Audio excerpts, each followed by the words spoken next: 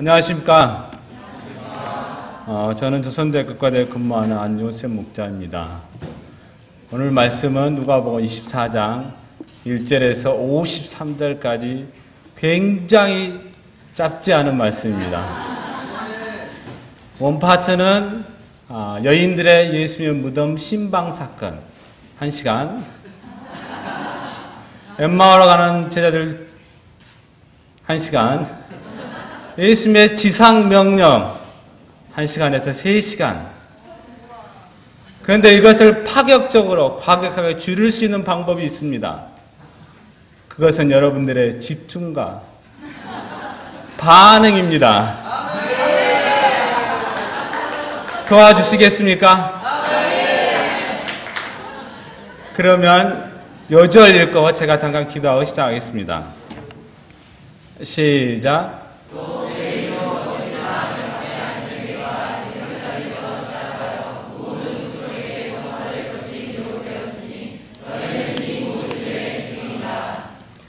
살아계신 하나님 아버지 감사합니다.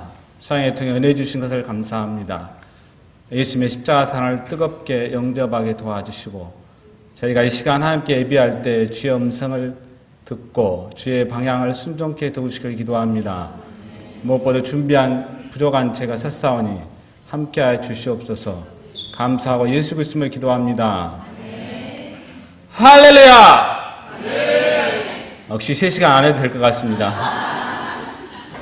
오늘이 무슨 날인지 아십니까? 주일 아침 아니면 수양회 끝나고 집에 돌아가는 날. 그래서 얼굴이 처음 봤군요. 그러나 오늘은 부활절 아침입니다. 어제 말씀을 통해 예수님은 우리 죄를 위해 죽으시고 십자가에 못 박히셨습니다. 그 예수님이 바로 오늘 부활하셨습니다. 부활하신 예수님이 부활하자마자 우리에게 명령하신 말씀이 있습니다. 그것이 무엇입니까? 세 시간.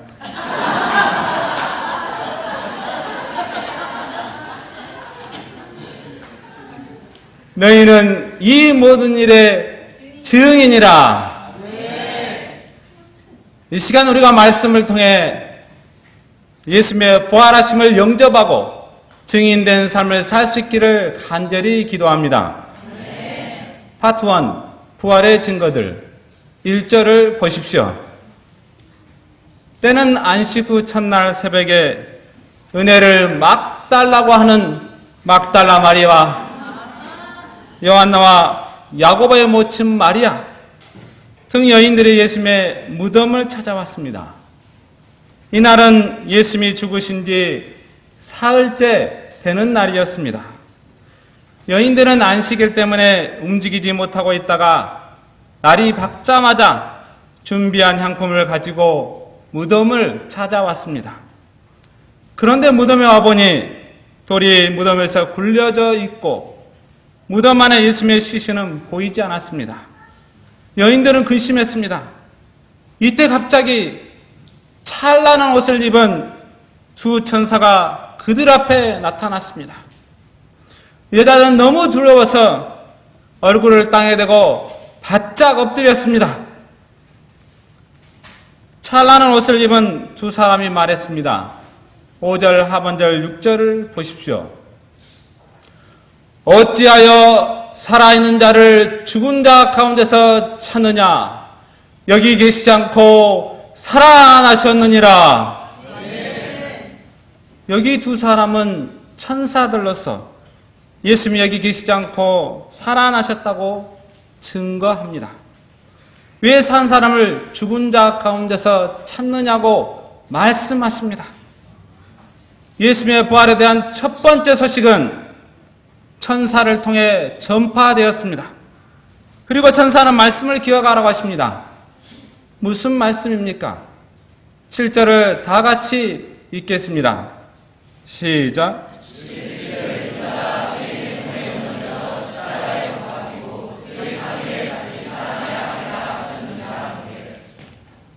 예수님은 십자가에 못 박히고 제3일에 살아나신다고 여러 차례 약속하셨습니다.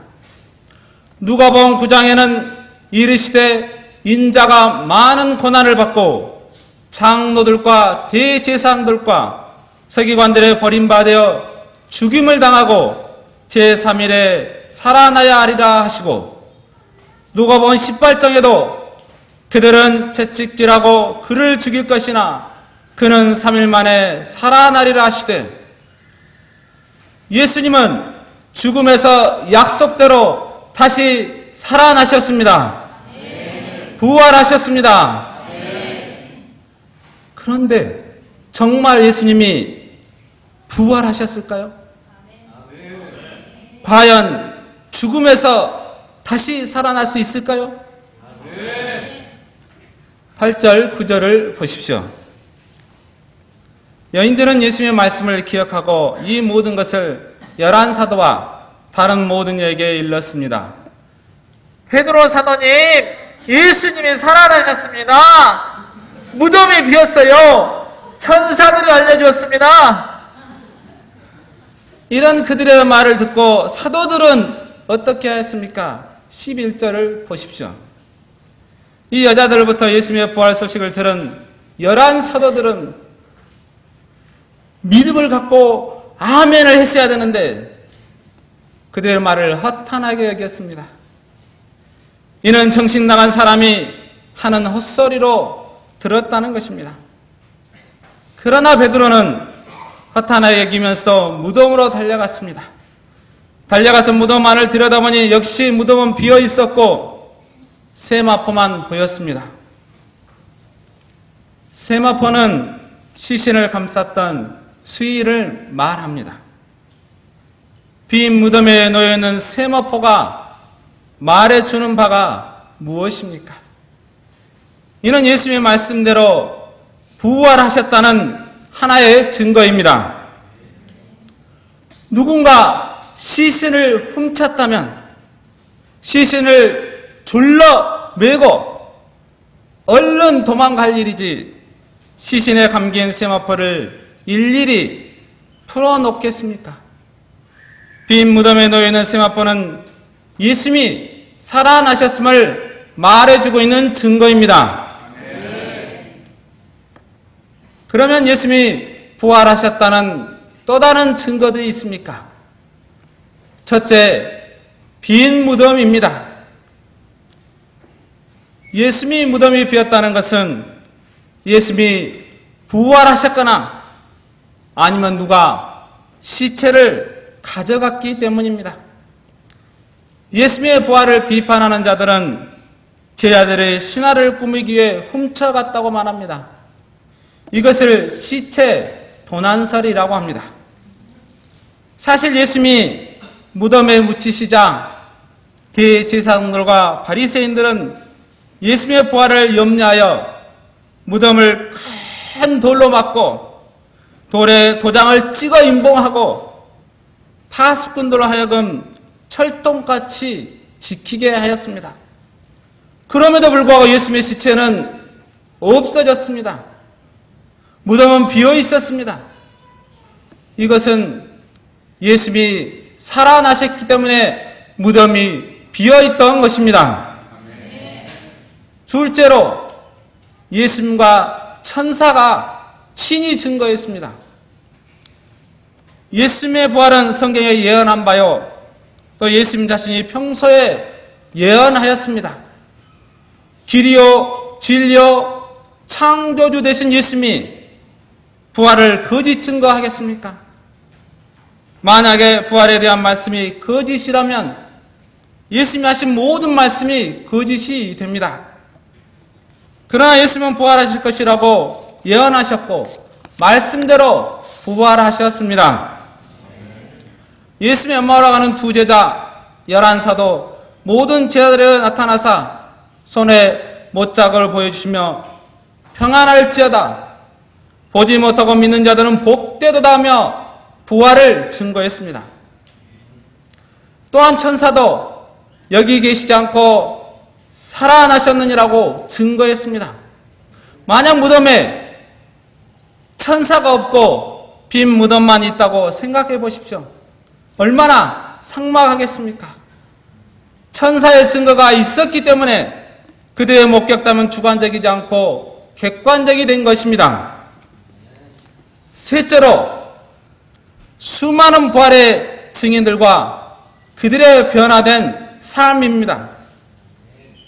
예수님은 때와 장소를 달리해서 여러 사람에게 여러 모양으로 나타나셨습니다.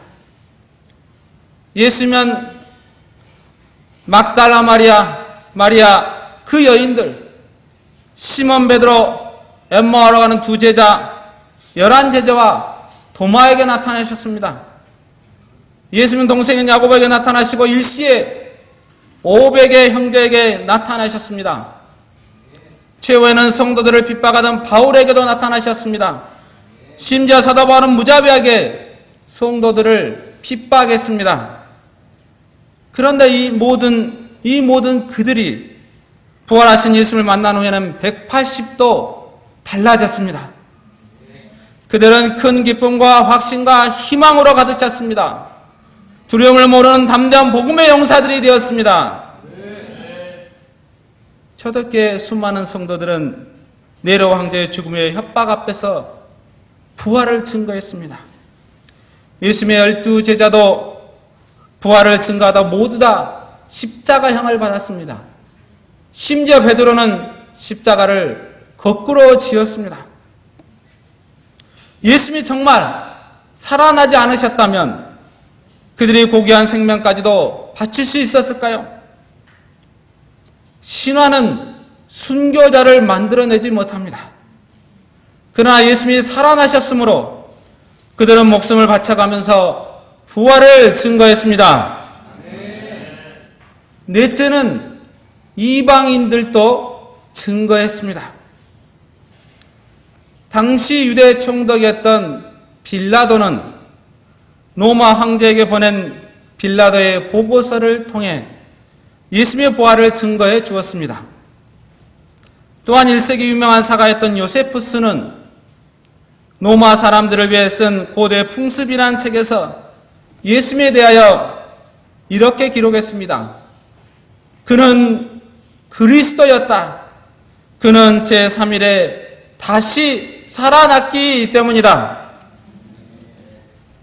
예수님은 과연 부활하셨습니다. 만약 당시 대제사장이나 종교 지도자들이 예수님의 부활이 거짓이라고 단번에 확신시켜줄 방법이 있었습니다. 그것이 무엇입니까?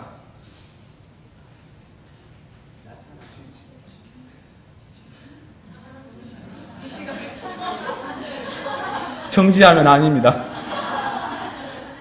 그것이 무엇입니까?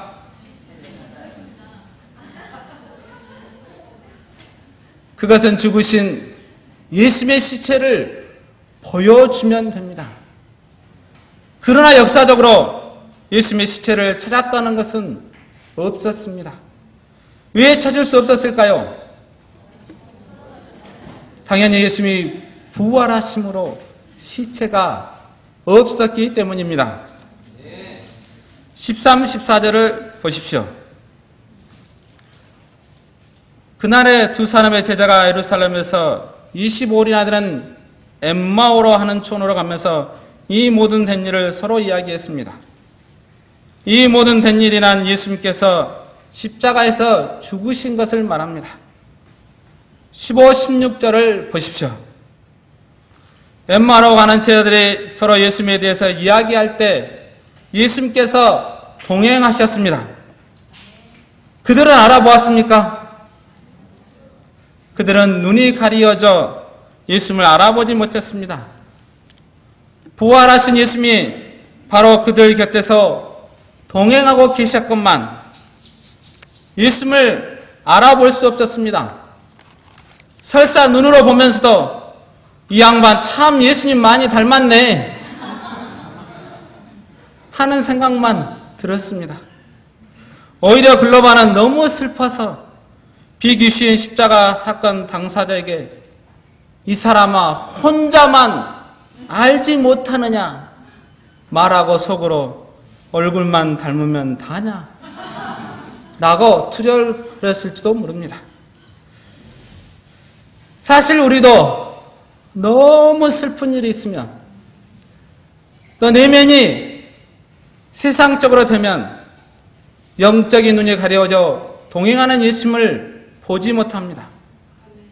엠마오로 가는 제자들도 역사의 현장에 목격자로 있었음에도 불구하고 예수님을 알아보지 못했습니다.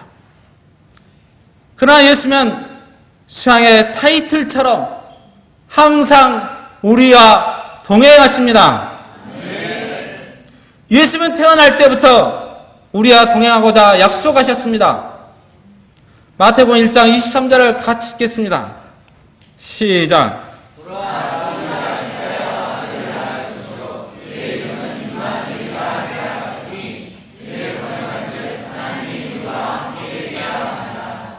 예수님이 12제자를 부르실 때도 함께 하시고자 하셨습니다. 마가복음 3장 14절을 같이 읽겠습니다. 시작.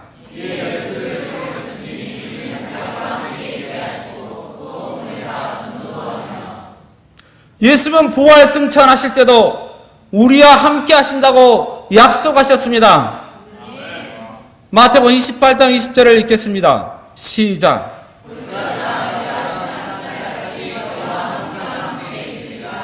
예수님은 태어날 때부터 살아갈 동안에도 죽으실 때도 언제나 세상 끝날까지 우리와 함께 동행하십니다. 태양은 항상 우리가 쳐다볼 수 없을 만큼 밝게 빛나고 있습니다. 가끔 사람들은 비가 오고 날씨가 흐르면 태양이 없다고 합니다. 심지어 밤이 되면 태양은 전혀 없다고 합니다. 정말 태양이 없는 것입니까? 보이지 않으니까 없는 것입니까? 날씨가 흐리든 밤이든 폭풍이 몰아쳐도 태양은 보이지 않지만 항상 태양은 여전히 그곳에 있습니다. 어떤 분은 우리 인생에도 날씨가 흐리고 폭풍과 몰아치고 심지어 밤이 되면 태양이 없다고 하듯이 주님이 없다고 합니다. 그런데 정말 주님이 없는 것입니까? 여전히 태양이 그곳에 있듯이 주님도 있습니다. 주님은 항상 우리와 동행하고 계십니다. 우리의 눈에 안 보일지라도 태양이 있는 것처럼 항상 주님은 우리와 동행하고 계십니다. 엠마오로 가는 두 제자들은 여전히 슬픈 빛을 띠고 죽은 예수님, 깨져버린 꿈, 슬픈 자신들에 대한 신세에 대해서만 계속 이야기할 수밖에 없었습니다. 그러나 예수님이 이런 그들을 책망하십니다. 26절을 보십시오. 이르시되 미련하고 선지자들의 말한 모든 것을 마음에 더디 믿는 자들이여, 그리스도가 이런 고난을 받고 자기 영광에 들어가야 할 것이 아니냐 하시고, 그리고 이 답답한 제자들에게 모세와 선지자들의 글로 시작하여 성경에 쓴 바 자신에 관한 것은 자세히 설명해 주었습니다. 첫째는 그리스도는 반드시 고난을 받으셔야 한다는 것입니다. 둘째는 그리스도는 반드시 부활하셔야 한다는 것입니다. 엠마오 제자들과의 성경 공부는 밤까지 지속되었습니다. 자, 앉아봐. 창세기 12장에 내 씨로 말미암아 천하 만민이 복을 받는다고 했어. 여기서 내 씨는 단수야. 예수님을 가르쳐. 이사야 목자는 26절에서 이렇게 말했어. 죽은 자들은 살아나고 우리의 시체들은 일어나리라. 부활을 얘기했어. 부활을. 이분이 바로 예수님이시야. 한참 성경 공부 중에 어떤 일이 벌어졌습니까? 31절을 보십시오. 그들의 눈이 밝아져 그인 줄 알아보더니 예수는 그들에게 보이지 아니하시니라. 그들의 눈이 밝아져 예수님을 알아보게 되었습니다. 여기서 눈이 밝아졌다는 것은 그들의 영적인 눈이 떠져서 예수님을 알아봤다는 것입니다. 말씀 공부를 통해 은혜를 받았기 때문에 영적인 눈이 열린 것입니다. 우리도 영적인 눈이 열리기를 간절히 기도합니다. 32절을 다 같이 읽겠습니다. 시작.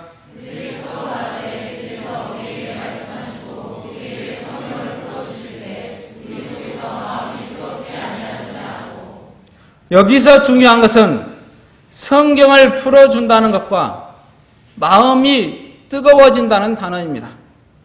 우리가 성경을 잘 풀어주면, 잘 준비해서 전달하면, 예수님에 대해서 잘 이야기하면 마음이 뜨거워진다는 것입니다. 우리도 예수님처럼 성경을 잘 풀어줌으로 성령의 역사여 서로 영적인 눈이 떠지고 마음이 뜨거워지기를 간절히 기도합니다. 파트 2, 너희는 이 모든 일의 증인이라. 33절에서 53절입니다. 벌써 2시간이 지나갔습니다.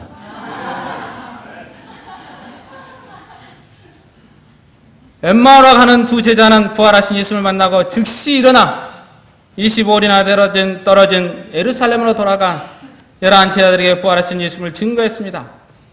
요한 사도, 우리가 부활하신 예수님을 만났어. 처음에는 참 예수님을 닮았네 했는데 떡을 떼며 성경 공부를 하는데 우리 눈이 열렸어. 그분이 바로 부활하신 예수님이었어. 그러자 무슨 일이 일어났습니까? 36절을 보십시오. 예수님은 그들에게 오셔서 너희에게 평강이 있을지어다. 그런데 제자들은 막상 부활하신 예수님 보고 놀라고 무서웠습니다. 그것은 예수님이 귀신으로 나타난 것이 아닌가 생각했습니다. 예수님이 이를 알고 무슨 귀신 찌나라 까먹는 소리냐 라고 책망했습니까? 38절, 39절을 보십시오. 어찌하여 두려워하며 어찌하여 마음에 의심이 일어나느냐? 내 손과 발을 보고 나인 줄 알아. 또 만져보라. 영은 살과 뼈가 없을 때 너희 보는 바와 같이 나는 있느니라. 이 말씀을 하시고 손과 발을 보이셨습니다. 뿐만 아니라 예수님은 뭐 먹을 거 없느냐 묻고 구운 생선 한 토막을 직접 잡수셨습니다. 예수님이 이렇게 해서 자신이 귀신도 아니고 살아나신 것을 알게 하시고자 하셨습니다. 그런 다음 이들에게도 역시 말씀 공부가 필요함을 아시고 자신의 고난과 죽으심, 부활이 이미 성경에 기록된 바를 이루시는 것임을 가르쳐 주었습니다. 46절을 보십시오. 또 이르시되 이같이 그리스도가 고난을 받고 제3일에 죽은 자 가운데서 살아날 것과 제자들은 그리스도는 고난을 받고 죽으시하며 다시 살아나셔야 한다는 것을 깨닫게 되었습니다. 예수님은 사도들이 마침내 예수님의 부활을 영접하는 것을 보시고는 해야 할 일이 무엇인가 내 방향을 주었습니다. 47절, 48절을 다 같이 읽겠습니다. 시작.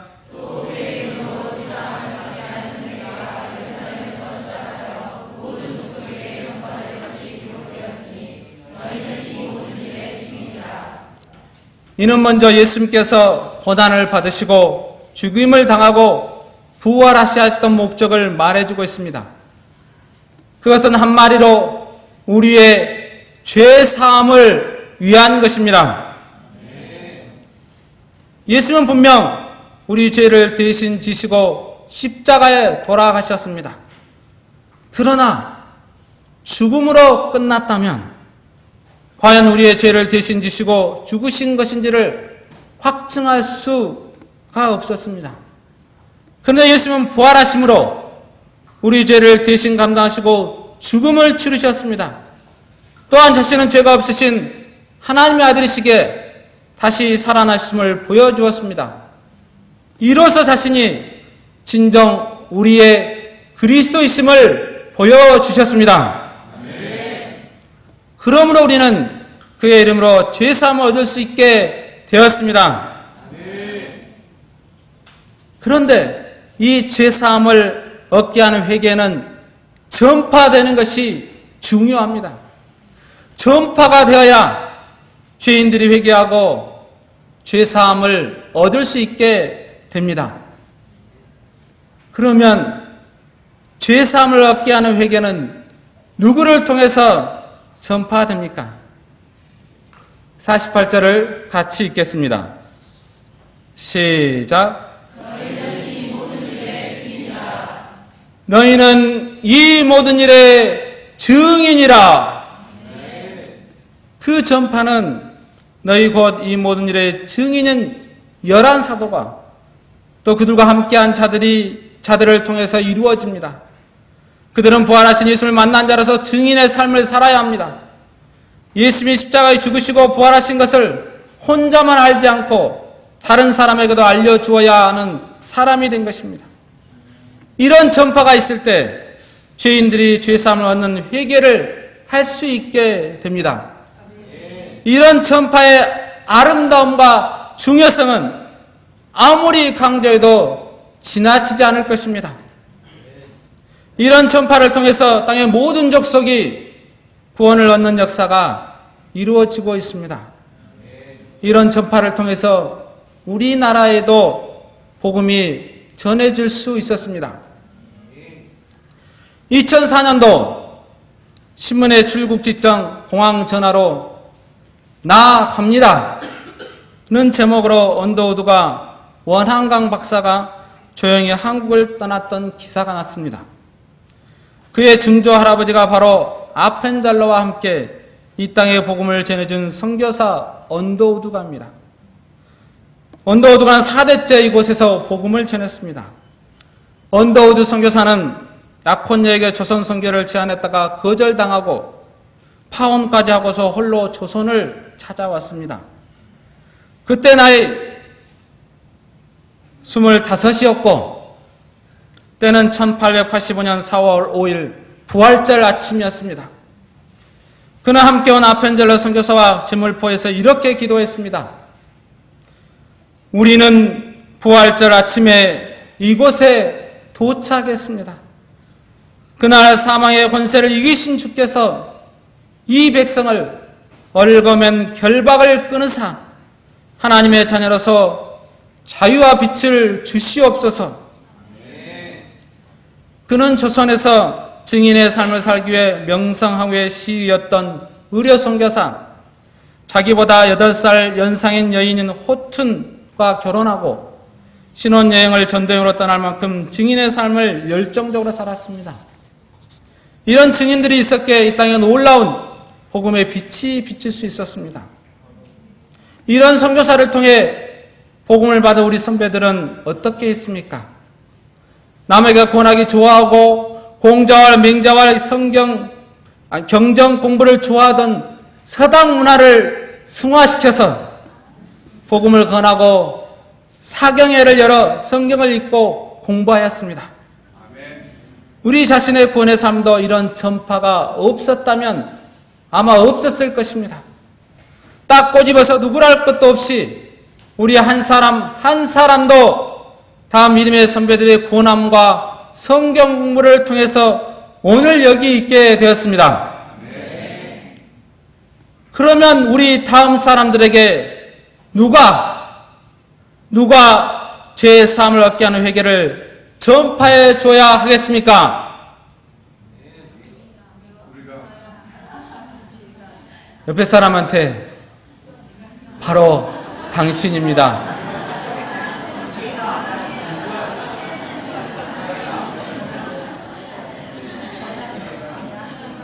바로 당신입니다.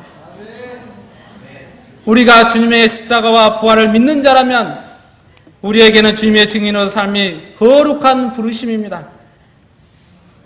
주님은 이 시간 우리 모두를 증인의 삶으로 부르십니다. 증인된 삶에 시급 7,500원어치 알바생을 사용할 수가 없습니다. 수양회에 참석하여 십자가 부활을 알게 된 우리만이 증인된 삶을 살 수 있습니다. 그런데 특히 전도의 대상인 캠퍼스 영혼들은 그리 만만치 않은 것이 사실입니다. 친구 따라 강남 간다는 말은 옛말이 되고 친구끼리도 수업이 끝나면 각자의 바쁜 길로 찾아갑니다. 신자가 신자답지 못함으로 또는 예수님이 증인답게 살고자 하기 때문에 받는 부당한 비난도 있습니다. 이런 시대적 상황 속에서 우리는 어떻게 해야 합니까? 이 사회 압박 앞에서 부끄러워하며 두려워해야 합니까? 아니면 다른 사람, 박다임 목자님에게만 맡길까요?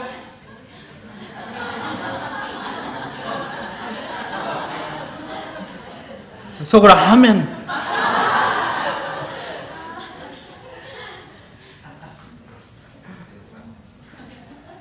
우리는 부족하고 시대는 더 죄악되기에 우리는 갑절의 영감을 던집어 복음을 전파해야 하겠습니다. 아무리 경제가 어렵다 해도 명품은 잘 팔린다고 합니다. 그러면 우리가 더 깊이 있게 성경 공부를 하고 더 굳게 부활의 믿음에 선 한 사람의 명품 신자가 되어 명품 복음을 잘 팔 수 있기를 기도합니다. 49절을 다 같이 읽겠습니다. 시작.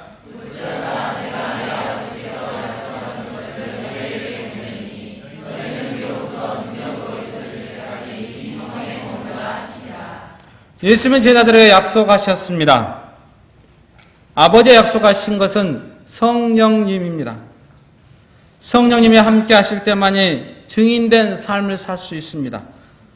우리가 성령의 능력을 덧입고 이 시대에 증인된 삶을 살 수 있기를 간절히 기도합니다. 저는 이번 말씀을 준비하면서 자신을 다시 한번 돌아보게 되었습니다. 저는 인생의 의미와 목적을 알지 못한 채 세상 성공만 바라는 자였습니다. 가정은 어머니를 때리시고 노름과 술로 공포를 조성하시는 아버지로 인해 평안한 날이 별로 없어 미워하고 증오했습니다. 광주로 이사 온 후에는 해년마다 이사를 다녀야 하는 형편으로 가난하여 책조차도 다 살 수 없었습니다. 공부를 열심히 하여 어머니를 행복하게 해주고 싶었고 괜찮은 성적으로 선생님, 부모님께 인정받자 저의 내면은 역시 친구들을 무시하는 교만하고 이기적이었습니다. 그런데 학력고사 실패로, 저희 때는 수능이 아니라 학력고사였습니다. 학력고사 실패로 인해 인생 실패에 대한 열등의식으로 대학에 들어왔지만 방황했습니다. 뭔가 열심히 대학 생활을 한 것 같았지만 밤에 집에 돌아올 때면 허무했습니다. 이런 저에게 예수님은 말씀 공부와 여름 수양회를 통해 찾아오셨습니다.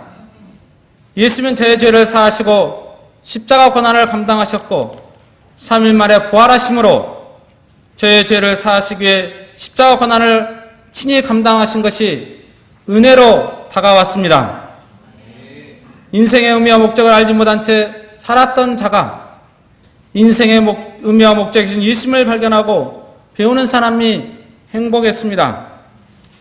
천하보다 귀한 한 영혼의 복음을 전해 구원으로 인도하는 캠퍼스 사명인의 삶을 사는 것이 감사했습니다. 학창시절 어려운 의대 전공을 장학금으로 승리케 하셨습니다. 인생은 항상 승리만 있던 것은 아니었습니다. 7번째 도전하여 합격한 소아청소년과 전공의 과정을 통해 교만과 이기심을 깨고 섬기는 내면성을 키우시고 역사의 주관자 하나님을 배우도록 하셨습니다. 캠퍼스 목자의 삶을 살고자 하는 제게 하나님은 학생들이 있는 캠퍼스에서 교수가 되게 하셨습니다. 학생들에게 강의를 하면서 관계성을 묻고 복음을 전하는 것이 하나님이 나를 이곳에 보내신 목적 중에 하나라고 생각했습니다. 복음 전하는 것으로 학생들이 저를 대하는 것을 꺼려할 때는 오히려 더 좋은 관계성을 통해 극복하며 섬기면서 학생들을 교회에 초청하였습니다. 관계성을 위해서는 학생들을 볼 때는 지나치지 않고 꼭 안부라도 물었습니다. 하나님께서는 이를 귀하게 여기시고 저희 인생을 축복하셨습니다. 아버지는 혈액암으로 유명을 달리했지만 이를 통해 예수님을 영접케 하셨고 양과 어머니는 자녀를 위해 손주를 위해 기도하는 분으로 인도하셨습니다. 섬김과 내면성이 풍성한 리브가 동역자와 믿음의 결혼을 이루셨고 두 아들도 이곳 유비협회 함께 사역하는 동역자 삼아 주셨습니다. 또한 세상 어떤 것보다 하나님 나라의 소망이 가장 귀하다는 가치관을 주셨습니다.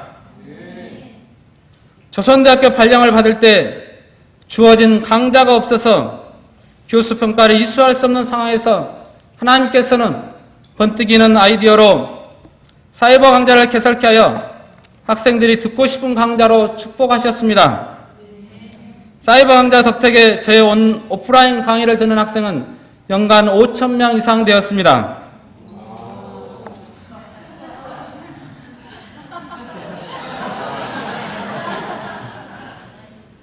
또한 의학과 송명준, 안진호, 간호학과 김은식, 학사 김기중님과 1:1 성경 공부를 통해 예수님을 증거케 했습니다. 그런데 요즘 저는 아무도 없는 곳에 푹 쉬었으면 하는 마음이 있었습니다.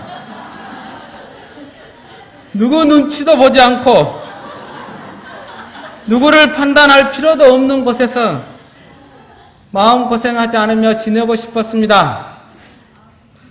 답답한 마음을 풀고 넓고 멋있는 환경을 눈에 담고 싶었습니다. 그러는 차에 1년간 외국에서 교원 연수의 기회가 생겼습니다. 이 시대의 마지막 남은 지상 천국이라는 호주라면 굉장할 것 같았습니다. 영어를 잘하는 것도 아니고 특별한 탤런트도 없으니 조용히 여유를 만끽하면서 1년 있다 오면 될 것 같았습니다. 그런데 하나님이 이런 저에게 이 말씀을 섬기도록 하십니다. 말씀을 준비하면서는 증인된 삶, 캠퍼스 목자의 삶을 망각하고 있는 자신을 발견했습니다. 함께 하셔서 축복하신 하나님을 의식하지 않았습니다. 저는 말씀을 통해 어디를 가나 나의 영적 신분은 이 모든 일의 증인이라는 사실입니다. 이 모든 일의 증인으로 부르심을 받았다는 것입니다. 제 아니라고 쉬고 싶은 마음을 회개합니다. 오히려 예수님이 죽은 자 가운데서 다시 살아나신 부활의 증인된 삶을 부르심받은 것을 다시 깨닫습니다. 제가 호주에 가서도 구경하고 놀고 오는 것이 아니라 복음을 전하는 증인된 삶을 살 수 있기를 기도합니다. 그곳에 계시는 선교사님들을 잘 섬기고 배우고 올 수 있기를 기도합니다. 결론적으로 예수님이 이 시간 이 모든 인연의 증인으로 부르십니다. 죄사함을 받게 하는 회개, 예수님께서 우리 죄를 위해 십자가에 죽으시고 성경대로 3일 만에 부활하심으로 죄와 사망 권세를 파하신 주님을 증거하도록 하십니다. 이 시간 우리가 예수님의 이 모든 일의 증인으로 부르심을 영접하고 증인된 삶을 살 수 있기를 간절히 기도합니다. 요절 말씀 읽고 제가 기도하고 마치겠습니다. 시작.